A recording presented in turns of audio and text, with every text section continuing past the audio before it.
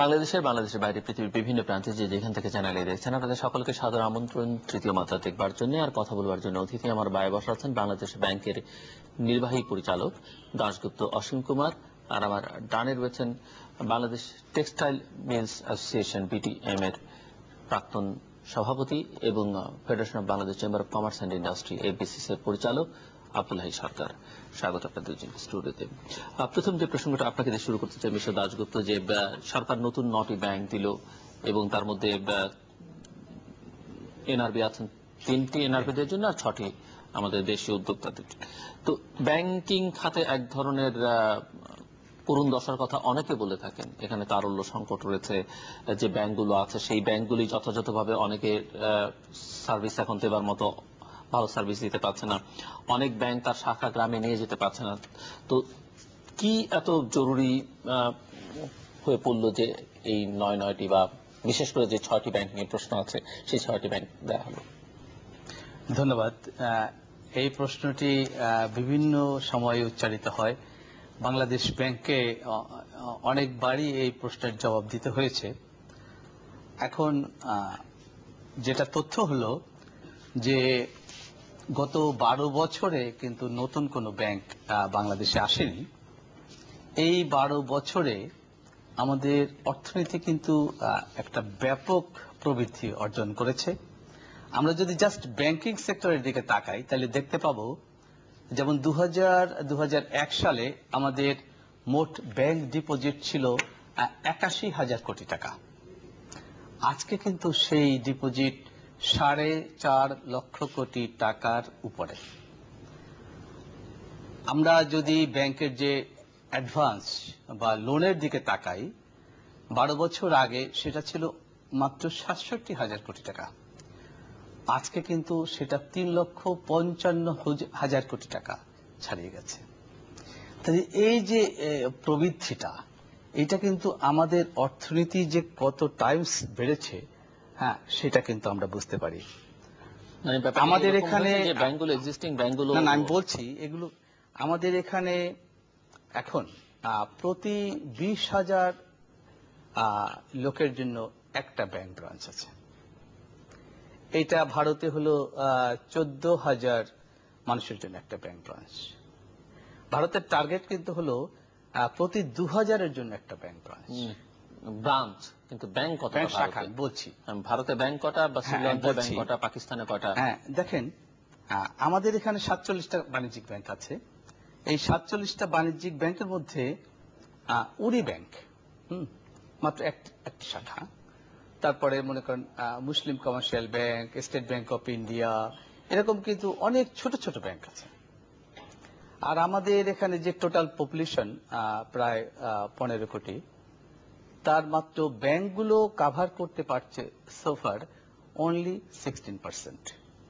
আমরা পপুলেশনের কাছে রিচ করতে পারি। কিন্তু সেটির একটি হিসাব হচ্ছে যে আপনি নগরে কি এরকম ব্যাংক বা ব্যাংকের অভাব, ব্যাংকের শাখার তো অভাব ঢাকা শহরে নেই। যেমন আমাদের এই নতুন ব্যাংকগুলোর ক্ষেত্রে আমাদের একটা কন্ডিশন বলেন গ্রামে, রিমোট এরিয়াতে। না, আমাদের একটা কন্ডিশন এই নতুন ব্যাংকগুলোর জন্য আছে, অনেক কন্ডিশনই আছে, খুব শক্ত শক্ত কন্ডিশন দেয়া হয়েছে। একটা কন্ডিশন আছে যে একটা শহরে শাখা খুলতে হলে অবশ্যই একটা গ্রাম অঞ্চলে শাখা খুলতে হবে, যাতে যে হিউজ যে আনব্যাংকড পপুলেশন আছে তাদের দোরগোড়ায় যেন ব্যাংকিং সেবাটা আমরা পৌঁছে দিতে পারি।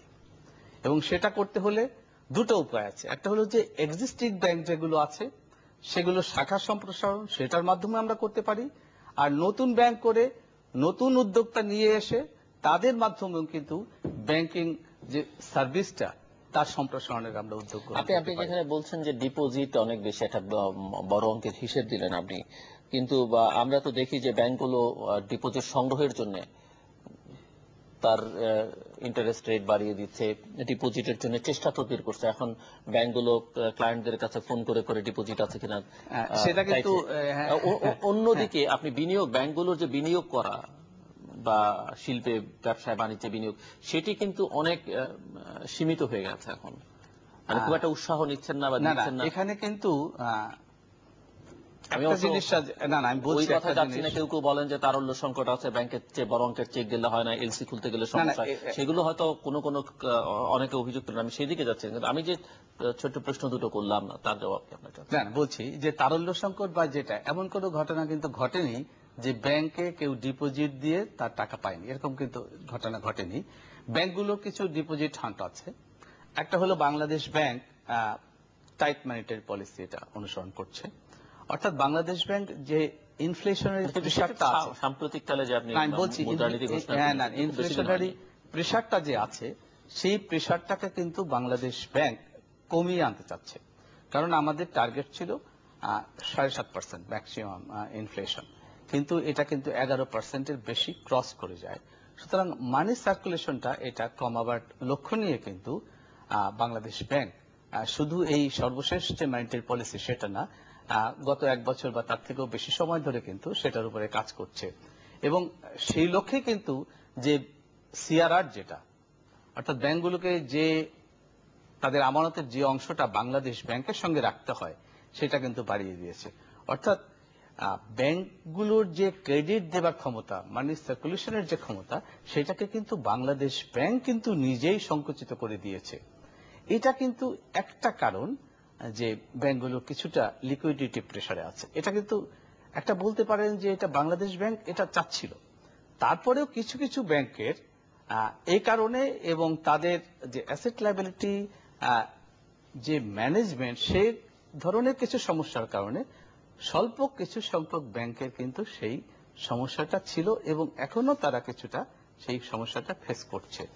এটা কিন্তু টোটাল ব্যাংকিং সেক্টরের সমস্যা, পার্টিকুলার কয়েকটা ব্যাংকের সমস্যা, যে কারণে তারা কিন্তু কিছুটা মরিয়া হয়ে ডিপোজিট হান্ট করছিল। তো ওই কথা আপনি কি তাহলে মানছেন না, যেটি অনেকে বলে থাকেন যে ক্যাপিটাল মার্কেটের সঙ্গে ব্যাংকগুলোর সংশ্লিষ্টতা ব্যাংকগুলোকে একটা সংকটের মধ্যে ফেলেছে? কুইক রেন্টাল পাওয়ার প্ল্যান্টের কারণে এখানে ফার্নেস অয়েল কিনতে গিয়ে যেটা সিকিউরিটি মার্কেটের সঙ্গে একটা বিষয় ছিল যে ব্যাংকগুলো কিছু কিছু ক্ষেত্রে কোনো কোনো ব্যাংক হয়তোবা খুব দ্রুততম সময়ে কিছুটা প্রফিট যে নিয়ে আসা সেই দৃষ্টিভঙ্গি থেকে এক্সপোজারটা একটু বাড়িয়ে দিয়েছিল স্টক মার্কেটে। বাংলাদেশ ব্যাংক কিন্তু দ্রুততার সঙ্গেই সেখানে হস্তক্ষেপ করে এবং ব্যাংকগুলোকে কিন্তু সেই অবস্থা থেকে ফিরিয়ে নিয়ে করেছে আসে। যখন মার্কেট খুব না, পর্যুদস্ত বা বিপর্যস্ত।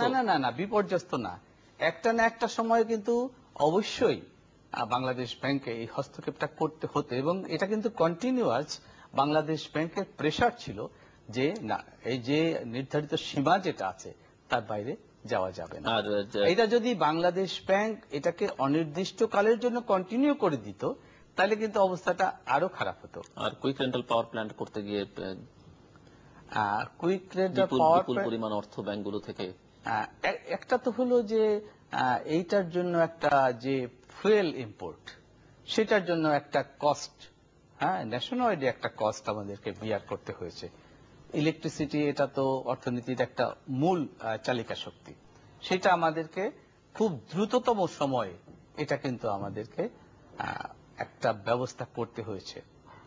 সেই ক্ষেত্রে একটা বড় অংশ এই ব্যাংক ফান্ড বলেন, আমাদের বৈদেশিক মুদ্রা বলেন, তার কিন্তু চাপ একটা আমাদেরকে বহন করতে হয়েছে এবং সেটা বেনিফিট কিন্তু অর্থনীতি অবশ্যই পাচ্ছে।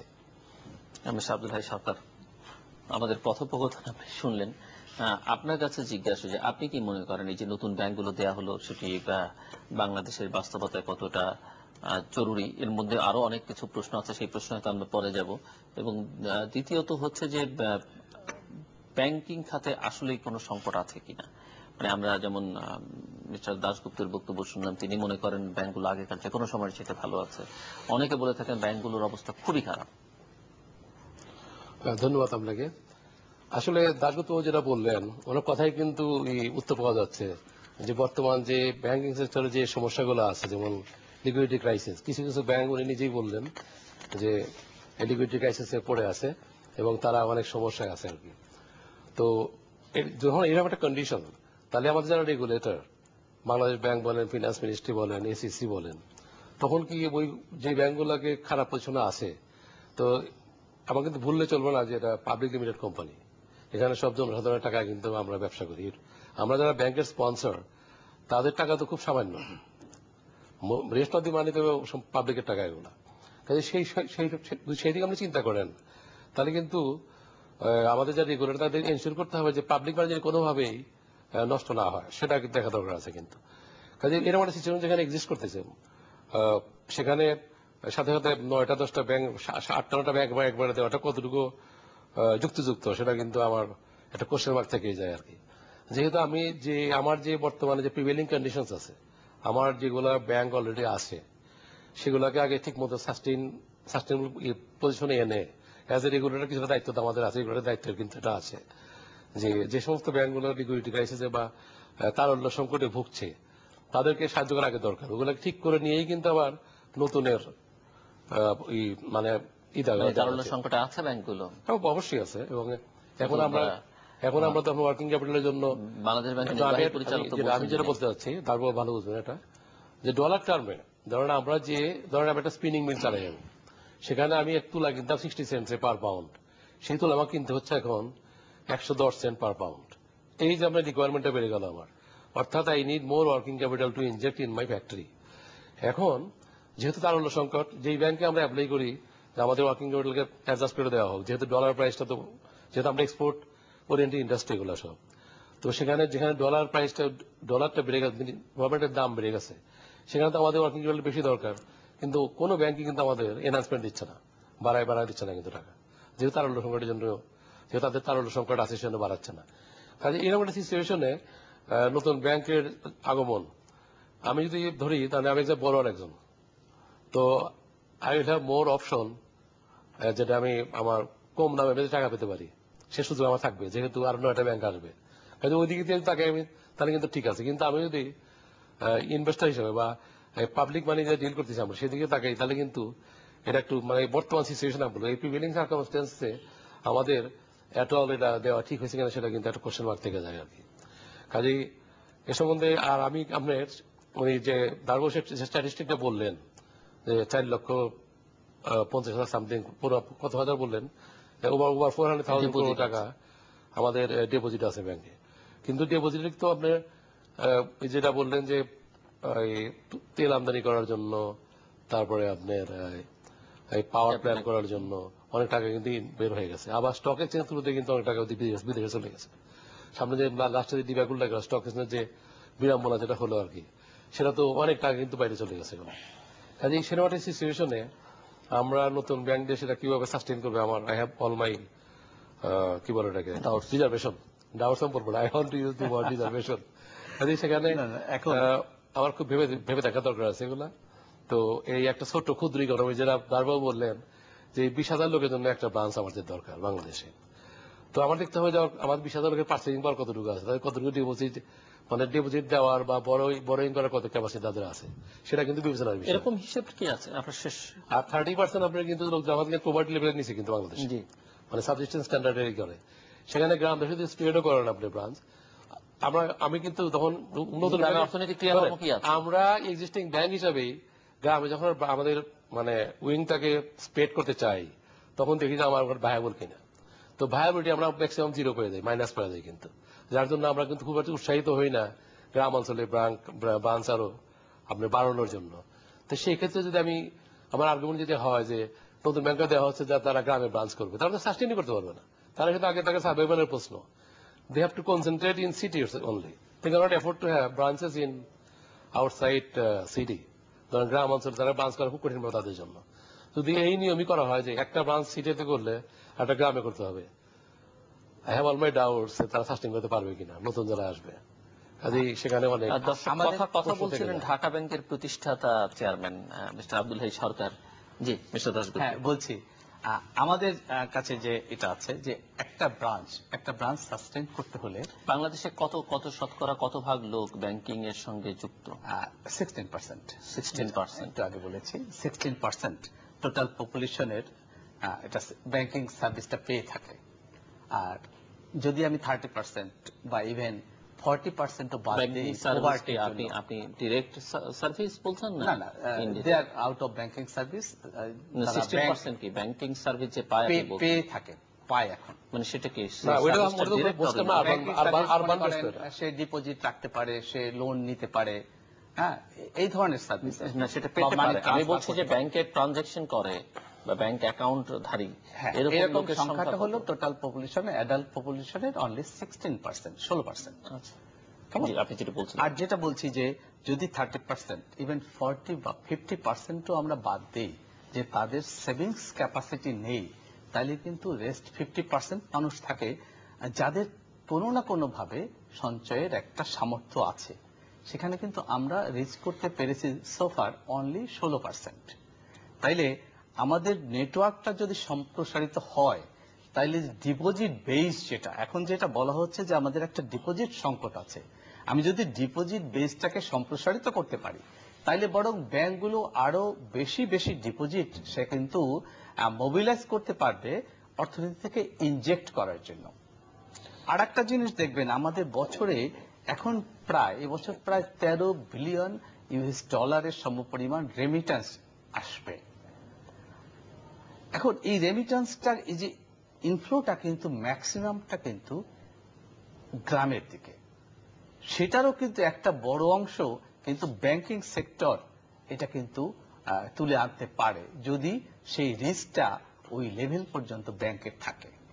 আমাদের কিন্তু এই হিসাবগুলো এটা যেভাবে ঠিক বলা হচ্ছে, বিষয়টা কিন্তু আমরা সেভাবে দেখছি না। আমরা দেখছি যে ব্যাংকিং সার্ভিসটাকে মানুষের কত কাছাকাছি নিয়ে যাওয়া যায়। এখানে আমি যেটা বলতে চাচ্ছি, আলমী, যে আপনি বলছেন যে আমাদের মানে গ্রাম লেভেলে ব্যাংকের সার্ভিসটা নিয়ে যেতে হবে। হ্যাঁ, তো সেইটা নতুন 9টা ব্যাংক এসে তারা কিভাবে গ্রামে যাবে, আমি তো নিজে বুঝতে পারছি না। কিন্তু এটা না, না, কারণ ব্যবসায়িক যেটা না, আমি তো বলছি ব্যবসায়িক কন্ডিশনে এটা কিন্তু আমরা ভালো পারবো, যেহেতু আমরা অলরেডি এস্টাবলিশড ব্যাংক। ধরেন আমরা we are functioning for last 17 years now. তো সেখানে আমাদের পক্ষে গ্রামে যাওয়া সম্ভব, এবং আমরা গ্রামে যাচ্ছিও। আপনারা কিন্তু পারমিশন ওইভাবে দিচ্ছেন। এখন নতুন ব্যাংকগুলো যদি আপনি নতুন ব্যাংকগুলোকে যদি ওইগুলো করতে বলা হয়, I don't think they are going to sustain করতে পারবে তারা। কিন্তু তাকে তো প্রথমে এসে আগে ঘর ঠিক করতে হবে। সেটা বলেন, ব্যাংক তো start from urban banking start from মানে from the urban society, not from rural society. কাজে আগে আরবানের যেটা ওইটা নিয়ে আপনাকে আপনার পজিশনটাকে ঠিক স্টেবল করতে হবে। Then only can take a risk to spread your wing to village level, যেখানে আমরা গ্রামের স্মল সেভিংস ধরতে পারি, যেটা আর কি, বা ব্যাংকিং সার্ভিস আমরা গ্রামের দোরগোড়ায় নিয়ে পৌঁছাতে পারি। কিন্তু সেইটা নতুন ব্যাংক দিয়ে সেটা করা সম্ভব না। সেটা তারাই কিন্তু পারতে পারে, যেহেতু আমরা we have the sustainable capacity now. কেন আমরা তো একটা ডিপোজিট একটা বেজ আমরা করে ফেলছি এখন। তাই নতুন এসে কিন্তু তারা কিন্তু ইমিডিয়েটলি এই গ্রামে বিস্তার লাভ করতে পারবে না, আমি শিওর। না, আজকে যারা আপনাদের পুরান ব্যাংক যাদের কথা বলছেন, তারা কিন্তু একসময় নতুন ব্যাংকে ছিল এবং একটা দুটো শাখা নিয়েই কিন্তু তারা তাদের কার্যক্রম শুরু করেছে।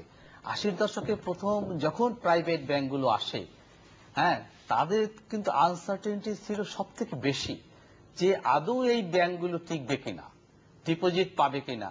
মানুষের কিন্তু একটা ন্যাচারাল যে একটা আস্থা, সেটা কিন্তু সরকারি ব্যাংকগুলোর দিকে। আমাদের দেশে কিন্তু সেই মানসিকতা কিন্তু এখনো রয়ে গেছে যে যদি সরকারি ব্যাংক হয়, আমার আমানত, আমার ডিপোজিট এটা প্রোটেক্টেড। সেই অবস্থায় যখন নতুন প্রাইভেট ব্যাংক 80-র দশকে আসলো, হ্যাঁ, এমনকি যারা পুরো সরকারি ব্যাংকগুলো থেকে চাকরি নিয়ে নতুন প্রাইভেট ব্যাংকে গেছে, তারাও কিন্তু একটা ভীষণ রকমের অনিশ্চয়তার মধ্যেই কিন্তু তারা তাদের যে কাজটা সেটা শুরু করেছিল। আজকে তারা এস্টাবলিশড, এবং বাংলাদেশে যত ধরনের ব্যবসা আছে, সব থেকে স্টেবল বিজনেস কিন্তু এই ব্যাংকিং বিজনেস। এবং আপনি আমাদের যে লিস্টেড কোম্পানি আছে, পাবলিক লিমিটেড কোম্পানিগুলো আছে, আপনি আর্নিং পার শেয়ার বলেন, প্রফিটেবিলিটি বলেন, ডিভিডেন্ড দেওয়ার যে ধারাবাহিকতা বলেন, ব্যাংকিং সেক্টর কিন্তু 1 নম্বরে। সুতরাং নতুন উদ্যোক্তা যারা ব্যবসা করতে চায়, এই সব কারণেই কিন্তু তাদেরকে ব্যাংকের জন্য আকৃষ্ট করতে পারে। এখানে আপনাকে আরেকটা প্রশ্ন আমি করতে চাই। আপনি যেগুলো বললেন হয়তো ইন্টেনশন ওয়াইজ খুব ভালো, শুনতেও ভালো লাগছে, কিন্তু এর বিপরীতে যেসব অভিযোগ তুলছেন অন্যরা, যে ব্যাংকগুলো দেয়া হলো, কাদেরকে ব্যাংকগুলো দেয়া হলো? তাদের রাজনৈতিক পরিচয় কি? কেননা যেদিন ব্যাংক দেওয়া হলো তার আগের দিন অর্থমন্ত্রী স্বয়ং বলেছেন যে এটি একটি রাজনৈতিক সিদ্ধান্তের ব্যাপার। এবং দ্বিতীয়ত যে অভিযোগটি তোলা হচ্ছে যে এখন বিশেষ করে অপোজিশন থেকে যে এই যে 400 কোটি টাকা করে জমা দেবেন ডিপোজিট হিসাবে, এই 400 কোটি টাকা করে কোত্থেকে আসবে যারা ব্যাংক করছেন? এই টাকা তাদের আয় ব্যয়ের উৎসের সঙ্গে এগুলো সঙ্গতিপূর্ণ কিনা, বা এগুলো এনবিআর এর কে জানিয়ে করা হচ্ছে কিনা? হ্যাঁ, বাংলাদেশ ব্যাংক আমরা প্রথম থেকেই যখন নতুন ব্যাংক দেওয়ার কথাগুলো আসছিল, যেহেতু গত 10 থেকে 12 বছরে কোনো নতুন ব্যাংক দেয়া হয়নি, তখনই কিন্তু এই প্রশ্নগুলো সামনে আসে যে কাদেরকে ব্যাংকগুলো দেয়া হবে, কোন শর্তে ব্যাংকগুলো দেয়া হবে। এইবারই কিন্তু প্রথম বলা হলো যে পেইড আপ ক্যাপিটাল 400 কোটি টাকা এবং 400 কোটি টাকাই কিন্তু পরিশোধিত হতে হবে, যারা উদ্যোক্তা তারা পরিশোধ করবে। দ্বিতীয় কন্ডিশন আছে বাংলাদেশ ব্যাংকের যে কোনো ডিফল্টার যারা ঋণ খেলাপি আছে বা ছিল তারা কিন্তু এই ব্যাংক করার জন্য আবেদনই করতে পারবে না। তারপরে যে অর্থ দিয়ে তারা এই পেইড আপ ক্যাপিটাল বা এই যে মূলধনটা যোগান দিবে সেটা অবশ্যই হোয়াইট মানি হতে হবে এবং সেটা ডিক্লেয়ার্ড থাকতে হবে এনবিআর এ। অর্থাৎ কেউ যদি অ্যাসেট হিসেবে তার নেটওয়ার্থ হিসেবে সেটা ডিক্লেয়ার না করে, তার বৈধ ইনকাম হিসেবে সে ডিক্লেয়ার না করে, সে কিন্তু এই ব্যাংকের জন্য আবেদন করতে পারবে না এবং ব্যাংকের লাইসেন্স তারা প্রাপ্য হবে না। এইসব কন্ডিশন দিয়েই কিন্তু এই ব্যাংকগুলোকে যে এলওআই লেটার অফ ইন্টেনশন যেটা তাদেরকে দিতে বলা হয়েছে সেটা কিন্তু বাংলাদেশ ব্যাংক অবশ্যই এনশিওর করার জন্য বলেছে এবং নতুন ব্যাংকগুলো কবে কার্যক্রমে যাচ্ছে? তাদেরকে একটা 6 মাসের সময় দেওয়া হচ্ছে। 6 মাসের মধ্যে যে যারা যত দ্রুততার সাথে এগুলো করতে পারবে তারা তাদের কার্যক্রম আগে শুরু করবে। মিস্টার সরকার, কিছু বলবেন আপনি? না, আমি যেটা বলতে চাচ্ছি যে ওই বাংলাদেশের অর্থনীতির এখন যা চিত্র, মানে সেটি আপনার চোখে কিরকম? তাতে এই নতুন ব্যাংক দেওয়ার সিদ্ধান্ত, না, আমরা যদি আপনি ওভারঅল অর্থনীতি থাকে বাংলাদেশের, এটা খুব একটা মানে সন্তোষজনক নয় বলতে পারি আমি। আর আপনি যদি গ্লোবালি দেখেন, মানে সব দেশগুলো কিন্তু ইউরোপে বিরাট ক্রাইসিস চলতেছে এখন। Europe crisis, even US, United states same. কাজে ক্রাইসিসের কিছু এফেক্ট এখানেও আছে। কাজে এরকম একটা সিচুয়েশনে আপনার নতুন ধরনের রিস্ক নেওয়া, যেটা 400 কোটি টাকা যেটা পেইড আপ করতে হবে ফুলি, এটা কিভাবে করবে? I have my doubts. আমি তো ব্যবসায়ী লোক একজন, তো এগুলো কিভাবে আসবে না আসবে আমার কিন্তু সাদা টাকা তো আসতেই হবে। তারা ডিফল্টার না, হ্যাঁ, তারা ডিফল্ট সাদা টাকা আসতে হবে। সেই লোকগুলোর ব্যাকগ্রাউন্ড কারা জানি না, ব্যাংকগুলো কাকে দেওয়া হচ্ছে আমার কিন্তু আইডিয়া নেই, কোনো আমি এখনো জানি না আর কি। তো যারা অ্যাপ্লাই করে ডেফিনেটলি তাদের এরকম অ্যারেঞ্জমেন্ট আছে, তারাই ওইসব যে সমস্ত টার্মস এন্ড কন্ডিশন বাংলাদেশ ব্যাংককে দিয়েছে সেগুলো তো কমপ্লাই করে তাদেরকে আসতে হবে অবশ্যই। কাজে এখানে আমি খুব একটা I am not critical about this, how the money is going to কাম।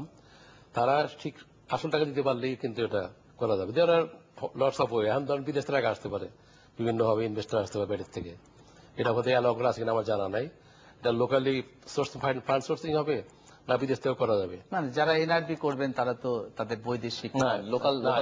আপনি যদি যেটা বলতে চাচ্ছি যে এনআরবিতে কি আপনার যে ব্যাংকগুলো আপনারা মানে দিচ্ছেন এনআরবি এসআর ভিতরে নাকি? হ্যাঁ, তিনটা তো এনআরবি দেওয়া হয়েছে, তাহলে আলাদা 6 ব্যাংক দিতে। হ্যাঁ, তো সেখানে যদি পলিটিক্যালি এতে আসে, যদি ব্যবসায়ী লোক, আপনি কি প্রশ্ন করছেন যে এই 6টা ব্যাংকে এনআরবিরা ইনভেস্ট করবে কিনা, তাদের টাকা আসবে না, সেটা আবার যারা এখানে স্পন্সর তারা আবার সেটা ওয়েলকাম করবে কিনা সেটা সম্বন্ধে আমার তো একটা প্রশ্ন থেকেই যায়। তো যেটা আমি বুঝি আর কি, যে 400 কোটি টাকা একটা ব্যবসায়ী লোকের পক্ষে মানে 10 জন বা 20 জন মিলে দেওয়া খুব কঠিন, মানে সাদা টাকা। তো আমরা ব্যবসা করে নিজেরা বুঝি। তো অবশ্যই যারা অ্যাপ্লাই করছেন তারা অবশ্যই দে আর ডেফিনেটলি ক্যাপেবল। তাদের এরকম এরকম কি মনে হয় যে টাকা দেশ থেকে চলে গেছে, আপনি উল্লেখ করছিলেন, সেই টাকাই আবার সেটাকে আসতে তো সিস্টেম মতো আসতে হবে। সিস্টেম বাইরে কিন্তু বাংলাদেশ ব্যাংক সেটা অ্যাকসেপ্ট করবে না, তাই না? এসিসি করবে না সেটা। না, সেটা তো অবশ্যই ওই যে রেগুলেটর যে কাজগুলো সেগুলো সম্বন্ধে আমার কোনো প্রশ্ন নাই। এরকম তো অনেক ক্ষেত্রে দেখা গেছে যে বলা হয়েছে যে বিদেশিদের যারা আমাদের নন রেসিডেন্ট প্রবাসী আছেন তাদের টাকা এটা আসছে, কিন্তু সবসময় আগেও বাংলাদেশ ব্যাংক কিন্তু অবশ্যই সেটা ভেরিফাই করে নিয়েছে তার সিস্টেমের মাধ্যমে যে এই টাকাটা বৈধভাবে আসছে কিনা।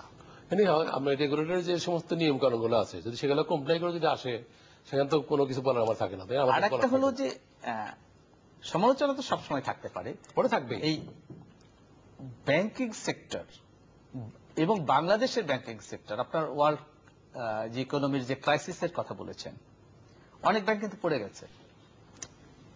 পৃথিবীর বড় বড় উন্নত দেশের তাদের কোনো গ্রোথ নেই, জিডিপি গ্রোথ নেই।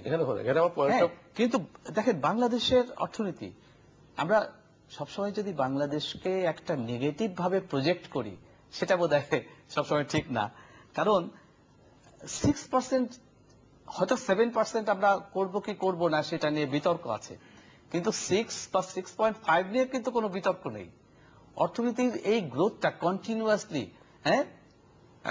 মানে মোর দ্যান এ ডিকেড, এইটাকে যে বজায় রাখা, ইভেন আপনি গ্রোথের হিসেব দেখাচ্ছেন, কিন্তু গ্রোথের পাশাপাশি যদি বলেন যে এখানে কি দারিদ্র সেই অর্থে হয়তো একটা ফিগার উনি বলেছেন হয়েছে, ফিগার তো কমছে, কিন্তু এখানে বৈষম্য কি কমছে? বৈষম্য তো বাড়ছে। আয় বৈষম্য বলি আমরা, আঞ্চলিক বৈষম্য বলি, সেটি বাড়ছে। আপনি গ্রোথ, আপনার ইনফ্লেশন, আপনি তো বাংলাদেশ ব্যাংকে, সেন্ট্রাল ব্যাংকের একটা প্রধান কাজ হচ্ছে ইনফ্লেশনকে নিয়ন্ত্রণের মধ্যে রাখা। যদিও অর্থমন্ত্রী বলছেন যে আগামীতে ডাবল ডিজিটকে সিঙ্গেল ডিজিটে নিয়ে আসা হবে, কিন্তু বাস্তবতা কি সেটি পারমিট করে? এখন একটা বিষয় হলো যেমন 11.8 বা তার থেকে না, এটা ছিল। এখন কিন্তু সর্বশেষ কিন্তু এটা 10.5-এর মধ্যে চলে আসছে। সেটা তো ফুডে না, ওভারঅল ইনফ্লেশন। তাই কি? হ্যাঁ, ইনফ্লেশন কিন্তু 10.5 কমে আসছে, নিচে নেমে আসছে। এখন সবসময় কিন্তু আমাদের চেষ্টাটা, আমাদের যে কন্ট্রাকশনের যে মানিটারি পলিসিটা নিলাম, তার উদ্দেশ্য তো তাই যে ইনফ্লেশনটাকে কোনোভাবেই যেন আমরা মানে নিয়ন্ত্রণের বাইরে চলে। একটা যে আমি বলি আপনাকে, একটা মেসেজ দিই আপনাকে, অ্যাজ এ বিজনেসম্যান, ব্যবসায়ী লোক, আমি অনেকগুলো ফ্যাক্টরি চালাই। ইনভেস্টমেন্ট কিন্তু হচ্ছে না বর্তমান, নতুন কোনো ইনভেস্টমেন্ট হচ্ছে না এই জন্য। তো সেখানে আপনি কতটুকু আপনার ইটা মেনটেন করতে পারবেন? যদি ইনভেস্টমেন্ট না হয় এমপ্লয়মেন্ট জেনারেশন হবে না।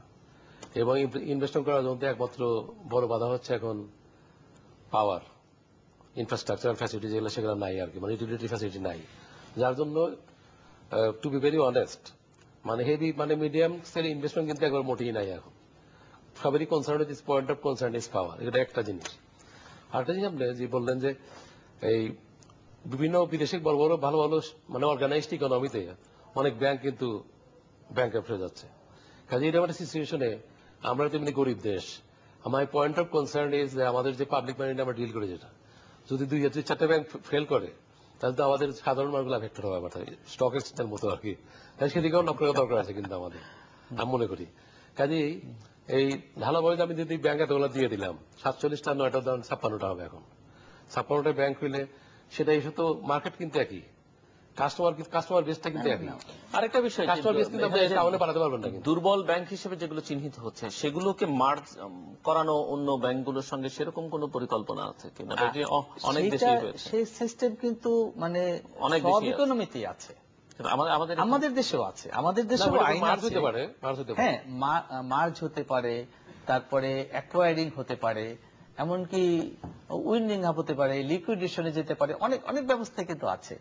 এখন কখন মার্চ হবে, মানে আমাদের যে আমাদের যে অর্থনৈতিক বেস যেটা, সেই বেসে ওই রকম বেস আপনি মনে করি না যে আপনার এই রাতারাতি এতগুলো ব্যাংক একসাথে দিয়ে দিলে যে খুব একটা এই আমাদের ইকোনমি সাস্টেন করতে পারবে বর্তমান সিচুয়েশনে। মানে মানে প্রিভেনিং সিচুয়েশন তো খুব সুন্দর, ভালো না আর কি। আমরা ভালো করে জানি, নট এনকারেজিং। সেটাই আপনি বলছেন, উনি মানছেন কিনা সেটা একটা ভালো না, মানা না মানার প্রশ্ন না। এই যে বলছেন যে ইকোনমির অবস্থা ভালো না, বিনিয়োগ হচ্ছে না, আমি বলছি যে অর্থনীতিতে কোনো সংকট নেই, এই কথা বোধহয় কেউ বলবে না। কেমন একটা অর্থনীতিতে আপনি পরিমাপ করবেন কোন ইন্ডিকেটর দিয়ে, কি ইন্ডিকেটর দিয়ে আপনি পরিমাপ করবেন? জিডিপি একটা ইন্ডিকেটর হতে পারে। এখন এটা ভালো না খারাপ, আমি বলছি আপনার রিজার্ভ একটা ইন্ডিকেটর হতে পারে। কেমন? এই রিজার্ভ ব্যবস্থা ভালো না খারাপ। এক্সপোর্ট একটা ইন্ডিকেটর হতে পারে, এটা কি পজিটিভ গ্রোথ আছে কি নেই, এটা একটা।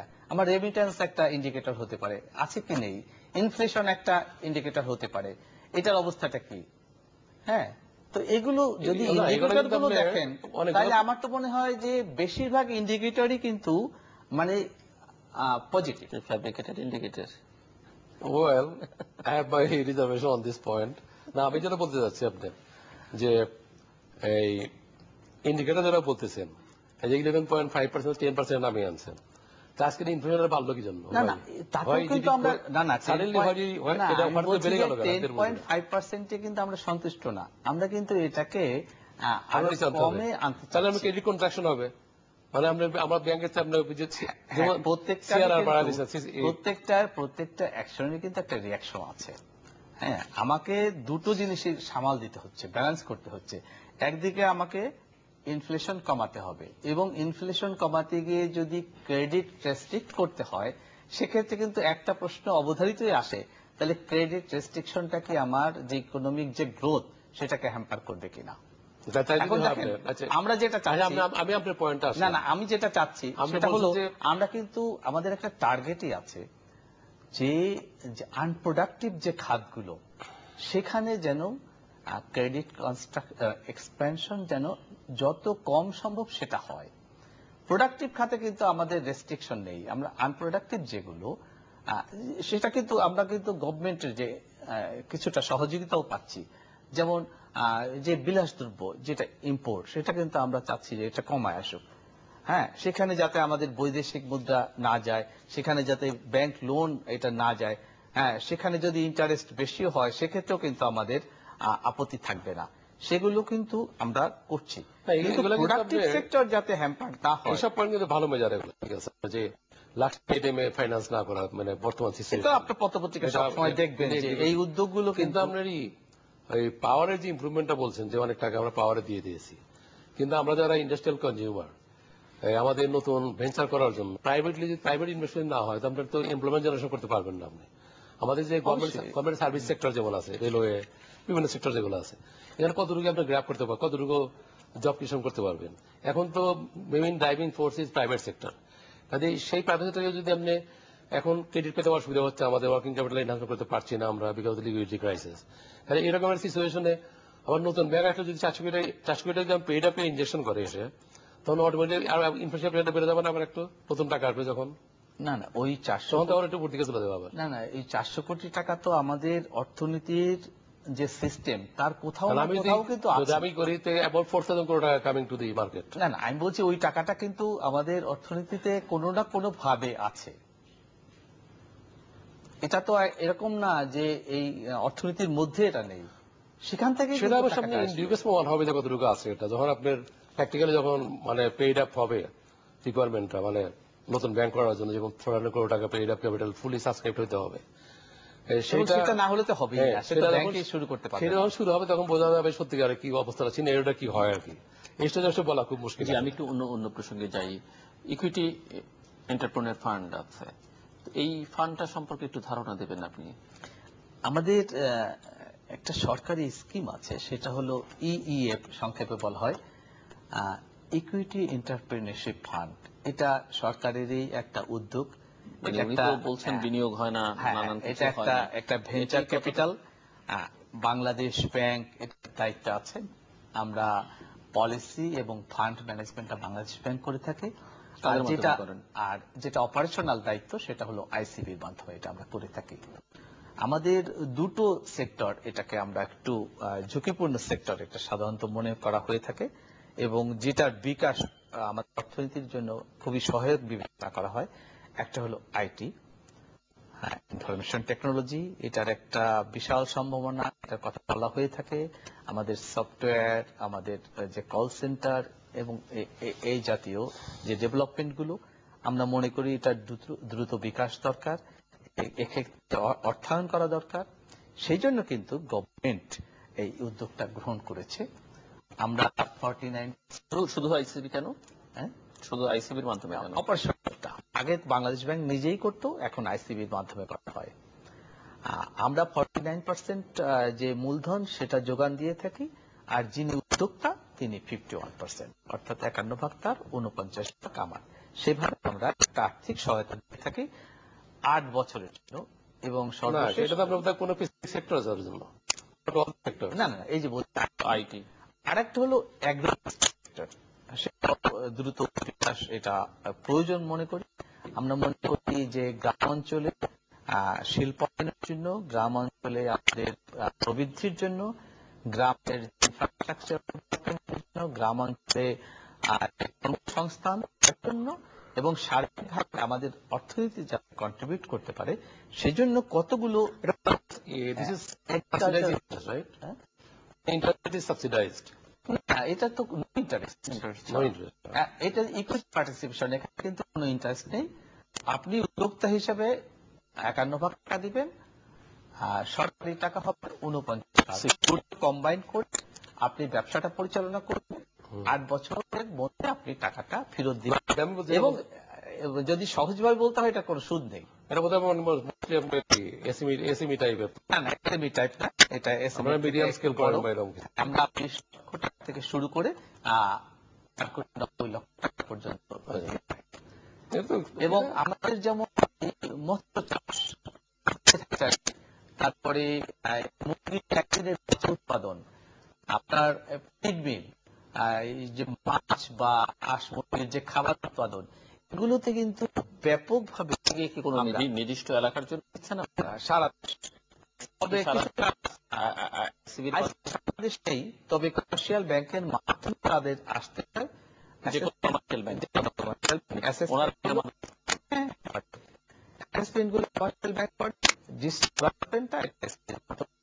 এখানে কৃষি ব্যাংক, কমার্শিয়াল ব্যাংক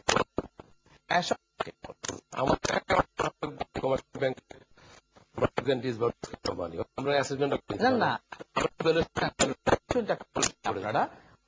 আপনারা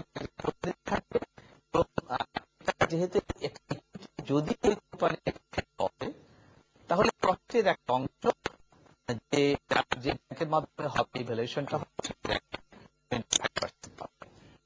সেভাবে কিন্তু এটা হচ্ছে। ওইটা আছে, কিন্তু আমরা করতে পারি না আমাদের থ্রুতে। এবং আমাদের রিপোর্টটা দিতে হবে, বাংলাদেশ রিপোর্টটা দিতে হয় আগে, ওই প্রজেক্টটা সাবমিট করতে হবে। বাংলাদেশ ব্যাংকের মাধ্যমে সাবমিট হয়, পরে যে রিপোর্ট আছে, ইভ্যালুয়েশন কমিটি আছে, তাদের মধ্যে চূড়ান্ত করা হয়। এটা কিন্তু ভালো, এটা খুবই একটা ভালো উদ্যোগ। এখন পর্যন্ত আমরা 1000-এর বেশি গ্রামাঞ্চলে কাজে লাগে ওপেনিং করা।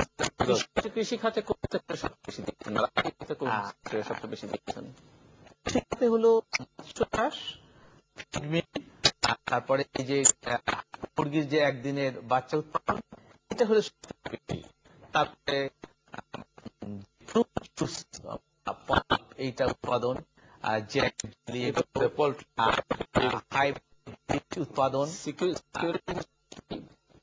সিকিউরিটি আছে, ল্যান্ড আছে,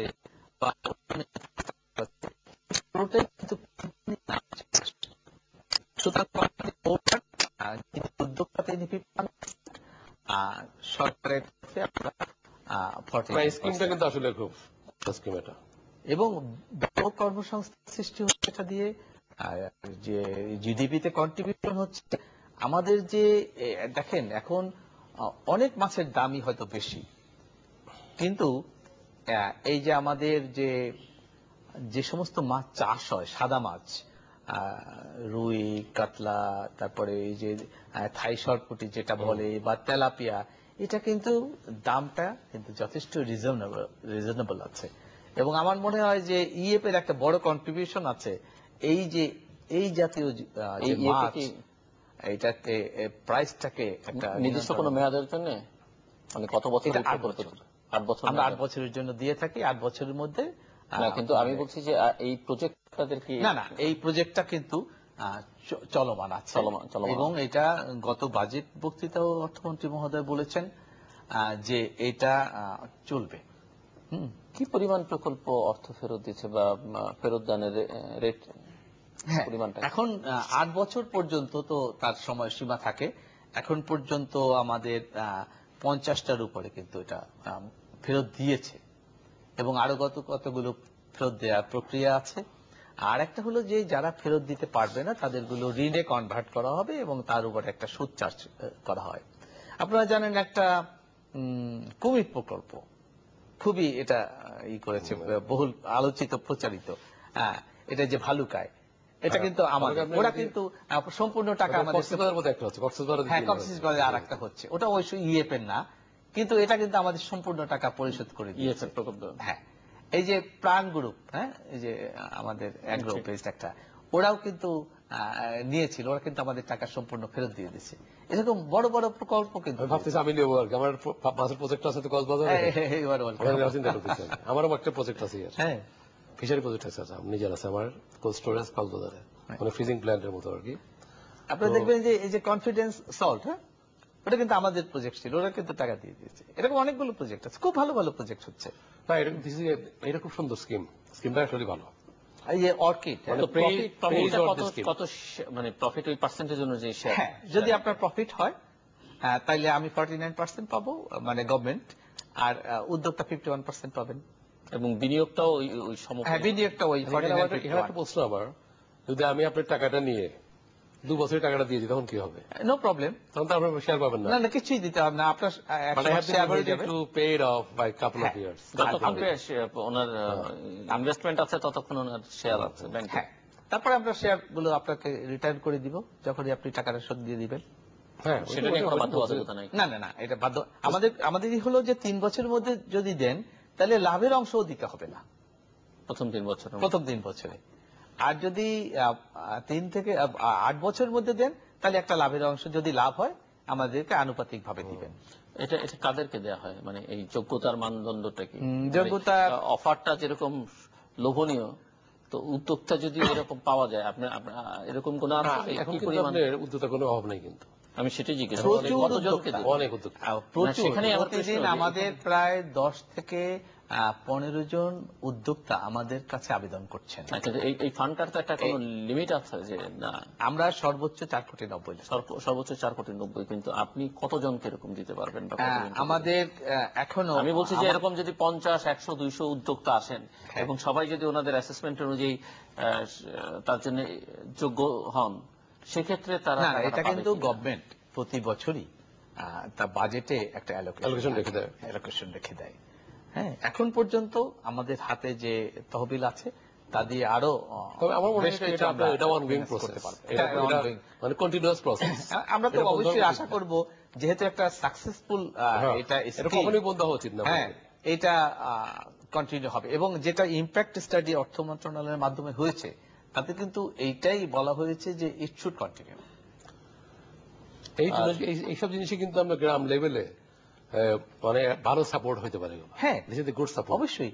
আর আমাদের কতগুলো আছে, যেমন যারা মহিলা উদ্যোক্তা আছে, বা উপজাতি আছে, বা মুক্তিযোদ্ধা আছে, হ্যাঁ পাহাড়ি অঞ্চল, সেখানে কিন্তু আমাদের অগ্রাধিকার আছে। এবং প্রত্যেকটা জায়গায় কিন্তু খুব ভালো করছে। এই যে হাইব্রিড বীজ, বিশেষ সবজির জন্য, তরমুজ বা অন্যান্য ইসের জন্য, এগুলো কিন্তু আমরা দিচ্ছি এবং খুব ভালো করছে তারা। আলুর জন্য দিচ্ছি। তো এই যে প্রকল্প বাস্তবায়নে মন্ত্রীকৃত অর্থের অতিরিক্ত অর্থ কিভাবে সংস্থান করা? যদি অতিরিক্ত অর্থ প্রয়োজন হয় 100, অর্থাৎ আমাদের 49 তার 51, তাহলে সেই অর্থটা উদ্যোক্তাকে দিতে হয় না। আপনার লাস্ট বাজেটে এই খাতে কত টাকা ইনভেস্ট, মানে সেট করা ছিল আর কি, কত টাকা? সাধারণভাবে আমাদেরকে এ পর্যন্ত প্রথমবার 100 কোটি টাকা ছিল, পরে 300 কোটি টাকা করে দেয়া হয়েছে। না, এটা আরো আমার মনে হয় এটা আরেকটু বাড়ালে এটা ভালো হবে। স্কিমটা সম্বন্ধে কিন্তু এখনো মানে অতটা কিন্তু পাবলিসিটি হয়নি, কিন্তু অতটা। তবে এখন মনে করি যে সার্টেন সেকশন অফ পিপল এখনো জানে এটা, কিন্তু এটাকে আর কি করা দরকার। সেটা হলেও আমাদের কাছে যে আবেদন আসছে সেটা কিন্তু অনেক,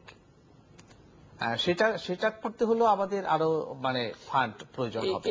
এই বিষয়ে আমরা বৃদ্ধির জন্য সরকারের কাছে আবেদন করা উচিত। একজন উদ্যোক্তা কি তার যে কোনো ব্যাংকে, তার যেখানে তার অ্যাকাউন্ট আছে বা যে কোনো জায়গায় গিয়ে এই আবেদনটা করতে পারে? না, আবেদনটা প্রথমে আমাদের কাছে করতে হয়, বাংলাদেশ ব্যাংকে। আমাদের সরাসরি বাংলাদেশ এক্সপ্রেশন অফ ইন্টারেস্ট, হ্যাঁ EOI একটা ফর্ম আছে, ওই ফর্মে সব সেটা কি বর্ণনাগুলো আছে। সরাসরি বাংলাদেশ ব্যাংকে?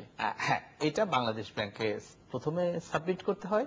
বাংলাদেশ ব্যাংক কিছু পরীক্ষা নিরীক্ষা করে, সব যদি ঠিক থাকে তখন এটা আইসিবি তে পাঠায়। আইসিবি যে ব্যাংকের মাধ্যমে মূল্যায়নটা হবে প্রাথমিক, হ্যাঁ, সেই ব্যাংকে পাঠিয়ে দেয়। ওই ব্যাংকগুলো একটা সরজমিন তদন্ত করে, তদন্ত করে সব যদি ঠিকঠাক থাকে তখন এটা আইসিবির কাছে আবার একটা রিপোর্ট জমা দেয়। তখন আইসিবি রিপোর্ট পজিটিভ হলে তখন মূল্যায়ন কমিটির কাছে দেয়, টেকনিক্যাল ইভ্যালুয়েশন কমিটি আছে সেখানে দেয়। তারপরে সেখান থেকে আর একটা পর্যায়ে চূড়ান্ত অনুমোদনের জন্য যে মঞ্জুরি বোর্ড আছে সেখানে যায়। কতদিনে মঞ্জুরি বোর্ডে বাংলাদেশ ব্যাংক আছে, আইসিবি আছে, অর্থ মন্ত্রণালয় আছে, তারপরে কৃষি বিশ্ববিদ্যালয়, তারপরে এফবিসিসিআই তাদের প্রতিনিধি আছে, আইটির ক্ষেত্রে যে কম্পিউটার কাউন্সিল এবং যে সফটওয়্যার অ্যাসোসিয়েশন তারা থাকে। পুরো প্রসেসটা কতদিন সময় নেয়? পুরো প্রসেসটা যদি মানে এখন পর্যন্ত আপনাদের অভিজ্ঞতা, ট্র্যাক রেকর্ড কি বলে? বা অভিজ্ঞতা হলো অনেক ক্ষেত্রে 6 মাস লেগে যায়। কারণ কিছু লিগ্যাল প্রসেস আছে এখানে। কারণ একটা কোম্পানি ফর্ম করতে হয়, সেই কোম্পানির নামে প্রপার্টি ট্রান্সফার করতে হয়, মিউটেশন করতে হয়, তারপরে উদ্যোক্তাকে তার যে 51% সেটা বিনিয়োগ করতে হয়। সেই প্রসেসগুলো করতে 6 মাস লাগে। আমরা অনুষ্ঠান একেবারে শেষ প্রান্তে। মিস্টার আব্দুল হাই সরকার, আর কিছু যোগ করবেন আপনি? দেশের অর্থনীতি, শিল্প, ব্যবসা, বাণিজ্য, উন্নয়ন। আসলে আপনার আর সবসময় আলোচনা করলামই এখানে, কিন্তু ওই মানে প্রশ্ন থেকে যায় যে আমাদের বর্তমান সিচুয়েশনে আমরা যেভাবে এগিয়ে যাচ্ছি আর কি, সেটা কতটুকু সাস্টেনেবল মানে ফাইন্যান্সিয়াল সেক্টরে, সেটা প্রশ্ন থেকে যায়। তারপর দিন যাবে, তারপর কথা হবে, তারপর বোঝা যাবে কি হবে না হবে। তবে যে বন্ধু আমাদের একটা দিবাকল না হবে, এই বন্ধু আমরা বুঝবো না যে আমরা কোন পর্যায়ে আছি। না, এখন পর্যন্ত মনে হয় না যে নিরাশ হওয়ার মতো কোনো ঘটনা ঘটছে। ওটা কোনো বিড়ম্বনা হবে কি না হবে সেটা বলতে আমরা অবশ্যই বাংলাদেশ ব্যাংক না, আমরা কখনো আশা করবো না যে হোক। এটা না, আমি বলছি যে Bangladesh bank as the central bank আমরা কিন্তু মানে যথেষ্ট আত্মবিশ্বাসী যে আমরা এখন পর্যন্ত আমাদের ব্যাংকিং সেক্টরকে খুব ভালোভাবেই কিন্তু আপনার আমাদের যারা বাইরে যারা আছেন, যেমন IMF, ওয়ার্ল্ড ব্যাংক, তারা কিন্তু খুব ভালো চোখে দেখতেছে না। কোনটা? এই যে আপনার নতুন ব্যাংক যেগুলো আপনার এখন দেওয়া হচ্ছে, সেগুলো তারা কিন্তু খুব একটা উৎসাহজনক মানে ভাবে তারা দেখতেছে না। They are looking at different from different angle. তারা কিন্তু ডিসকারেজ করতেছে এটা। মানে আমাদের যারা উপরে ডলার এজেন্সি, উন্নয়ন সহযোগী যারা, তারা কিন্তু এই জিনিসটাকে সহযোগিতা দিতে পারতেছিল মনে হয় না আমার। আমি যখন কমেন্ট পেপারে পড়লাম, না IMF তো এখন ব্যাপারটা হলো যে আমাদের সিদ্ধান্ত তো আমাদেরই, এটা সব ফর দি বেস্ট। আমরা আশা করি মানে ভালোই হবে। হ্যাঁ, ইনশাআল্লাহ হোক। আমরা তাই দর্শক, আমরা এই দেশের মানুষ একজন সাধারণ ব্যবসায়ী হিসেবে অবশ্যই আশা করবো যে কোনো ভেঞ্চারই যেন সাকসেসফুল হয়। আমরা আশা করি নতুন ব্যাংকগুলো যারা ব্যবসায়ী আছেন, নতুন উদ্যোক্তা আছেন, ব্যাংকিং সার্ভিস তো আপনাদেরকেই দিবে। হ্যাঁ, তাদেরকে যদি সাস্টেইন করতে হয় তো ব্যবসায়ী, আপনারা পুরান ব্যবসায়ী হন বা নতুন ব্যবসায়ী হন, তাদেরকে সার্ভিসটা দিয়েই তো তাদেরকে সাস্টেইন করতে হবে।